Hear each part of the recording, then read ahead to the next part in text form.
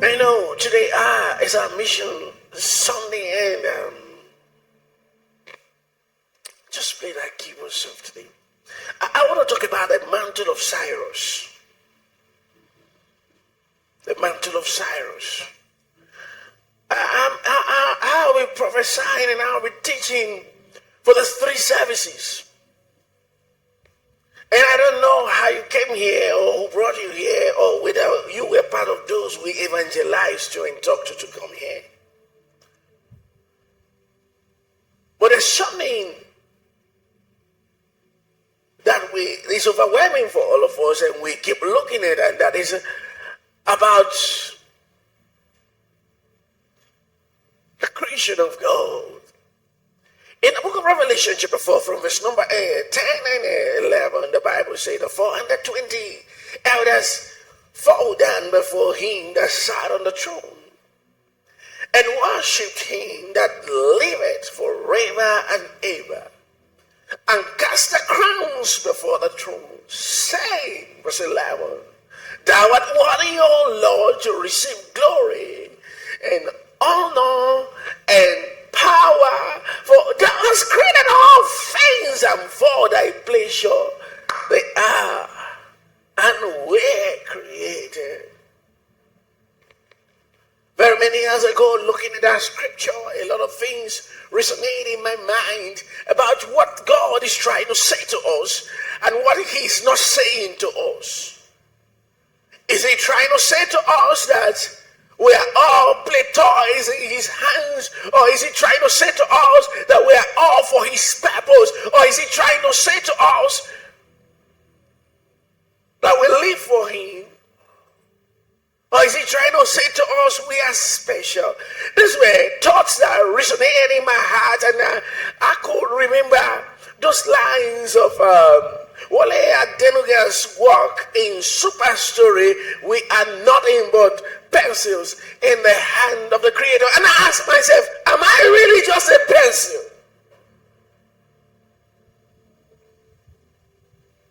Am I more than that? If he misplaces his pencil, will he find another one? I had a lot of church, just like many people hearing me anywhere in the world this morning may have had to wonder at God's most fascinating creature. I mean, man. I remember one of my professors in our course at logic and philosophy talking to us, and he said to us, even man is yet to have a proper definition of himself. And he said to us, the last conference they attended, he said there was no conclusive definition of man. He said, as a matter of fact, he said, philosophy has realized that man is a being that is yet to discover itself. And I looked at him and I saw how, with all their knowledge, they are still lost. And I know that it is one of the most fascinating thoughts, and that is why the one who is not in a department is still not in a department, because he cannot understand man. The one who comes to church once in a month still comes once in a month because he doesn't understand man. The one who is not going to come at church, somebody has to drag him, doesn't know why he has to be here because he still don't understand man. And that is something to ponder about on a day like this on Global Mission Sunday. In the book of Psalm chapter 8, verse number 4, David cries out, he said, what is man that thou art mindful of him? Because it's not a question that resonates on the desk of our philosophers today, but it's something that has been. It has been even in the Bible. It has been in Genesis chapter 11 when the great hunter Nimrod had no understanding of what he is living for. But he said, let us make a tower that could reach God. Let us compete with our Creator. David said, what is man that thou art mindful of of him. The Son of Man that thou visited him. And when we hear those words in the book of Psalms chapter 8 verse 4, they said, man, that you are so mindful of him, you took thought of him. Everything about you is about man. You know that it has become one of the most fascinating lines of reasoning on God's creation. Man himself, without a revelation of God, had wandered away from the essence of God in bewilderment at what he could accomplish. Think about it. How many people goes to church today? 7.8 billion people upon the planet Earth, about 8 billion people upon the planet Earth, and we just have not less than 3 billion that are Christians. Now the question is, what are everybody busy with? Men are blown away in bewilderment with the accomplishments that some have called themselves God.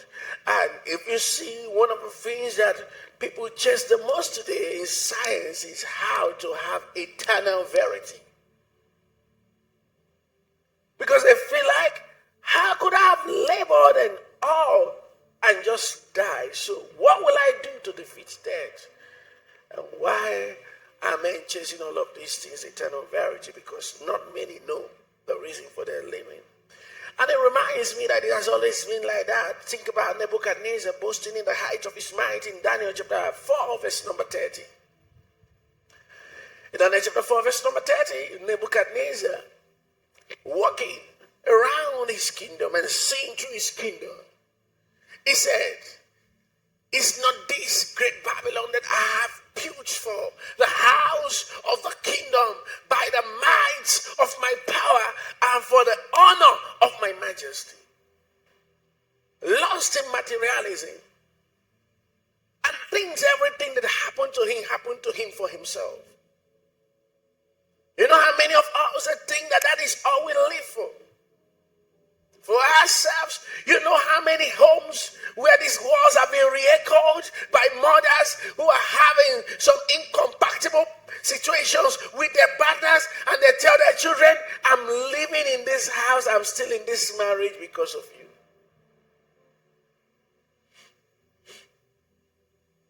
And that's why people insist.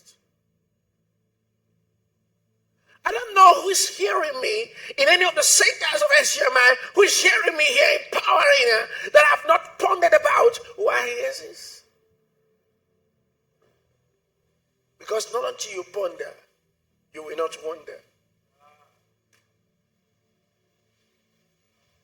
And not until you wonder, you may not have an answer to who you are.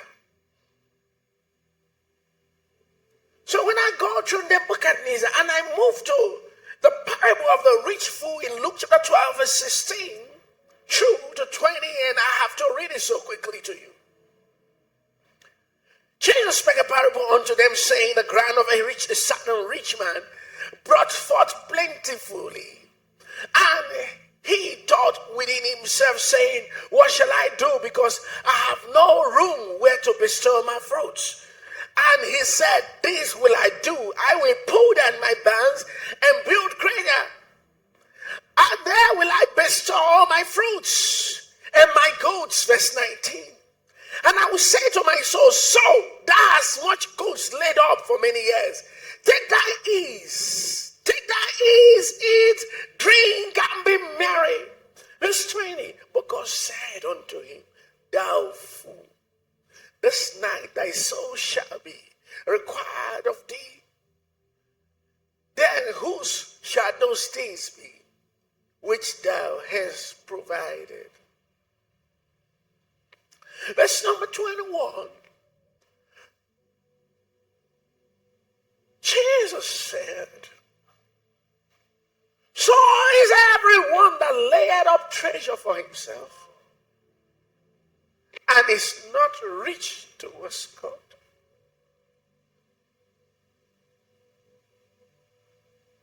So So it becomes shocking that even as you have all you have, Jesus said that the earth guarantees no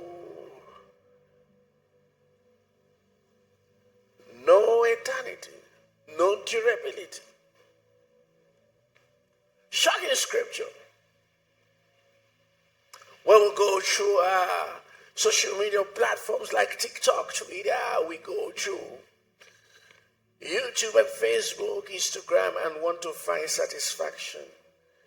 I was looking through a documentary on TikTok, and the lady was talking about how she has to drop out from school because she just found out that she have a better home on TikTok. And she was talking about how she's been able to, over time, to gather around her 5 million followers. And she said, this is her real home. And how she has realized that this is her life and this is her satisfaction. And while I watch this documentary of this young girl and how she finds happiness when the people are happy with her, and she said, they so relate with me, they so love me, and I just thought about it. I said, kids.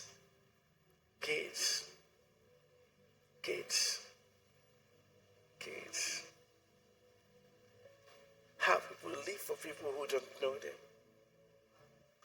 and never an opportunity for the one who know them. How does she think? How many of these people die of depression?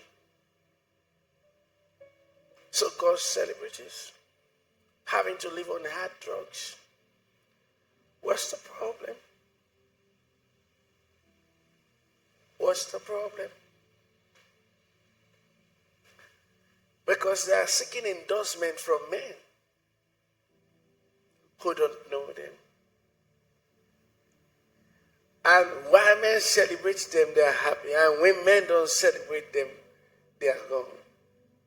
It reminds me of Moses Blee's interview about one of his songs that he has to drop on Twitter. Maybe some of you must have heard about it. And in about 1 hour or few hours, he had over 500,000 following the song. And that could have excited him until he started looking at the comments. And he saw how he was being lashed and insulted.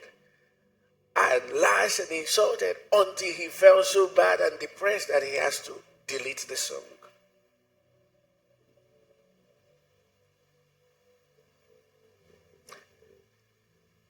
We hear pastors look for fans than members. We're in the age where people are not looking for members now, but fans. Fans you can disciple, members you can disciple.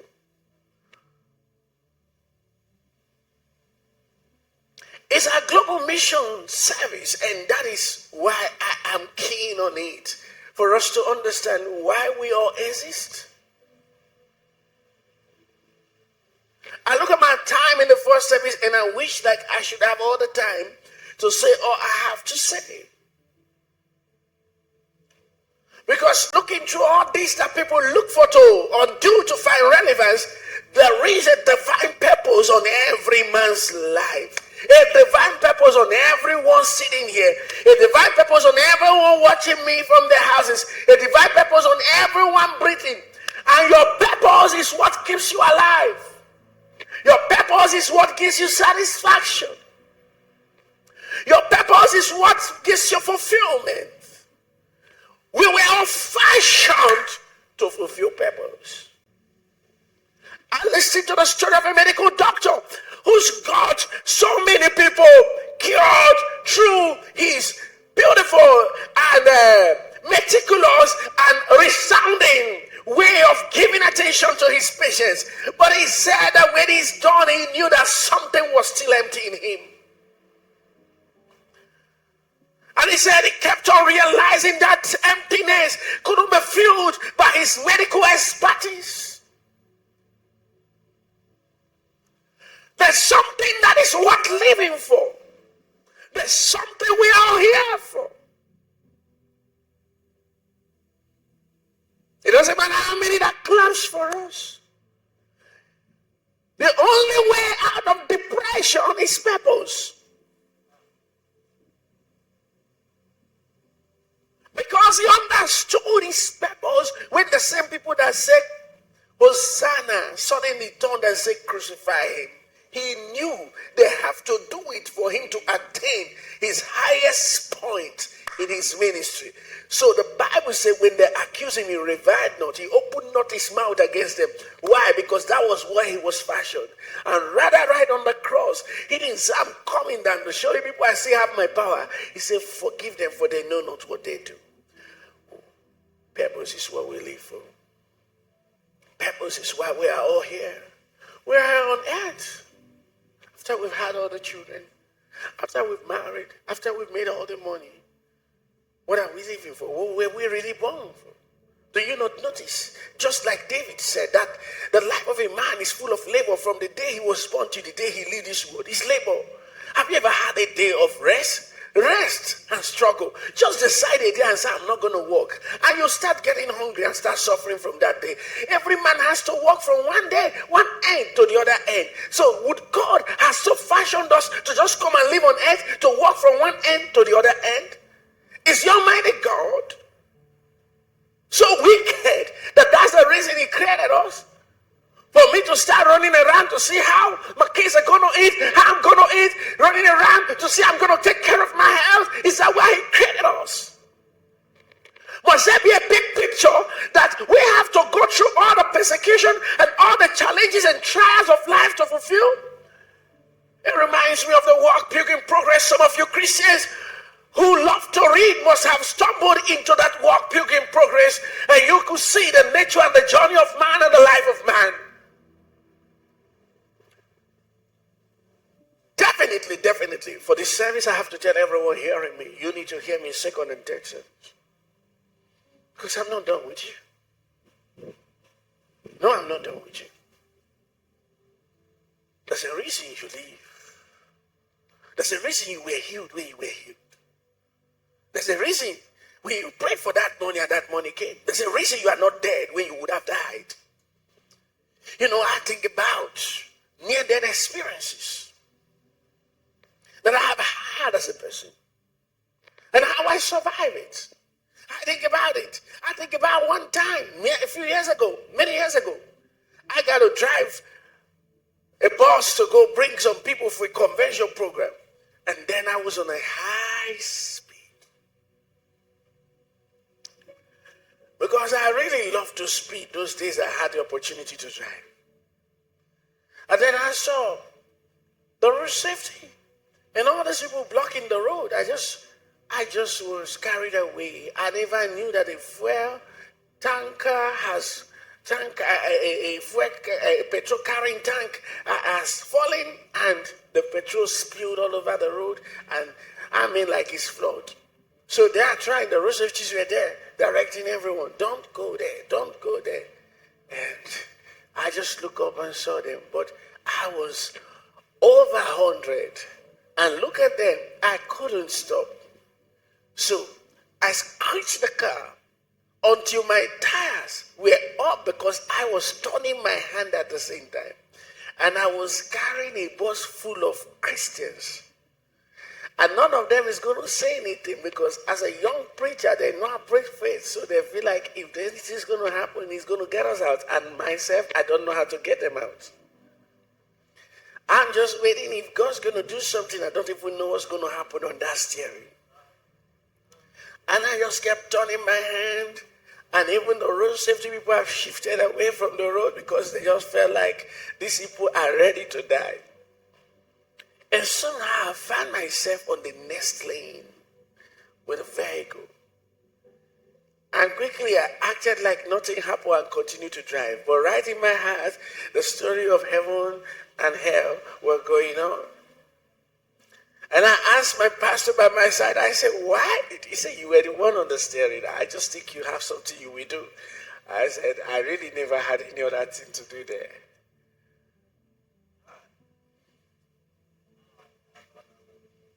thinking about how life could be.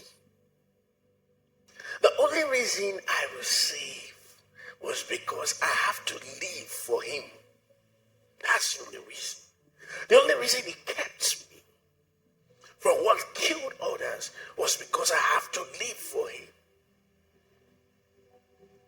For every time you have gone through near-death experience, the only reason he kept you is because there's a walk.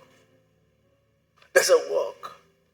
There's a walk. We live in a time where God has been casualized, trivialized, and people just sit back, and pastors seek for fans and members.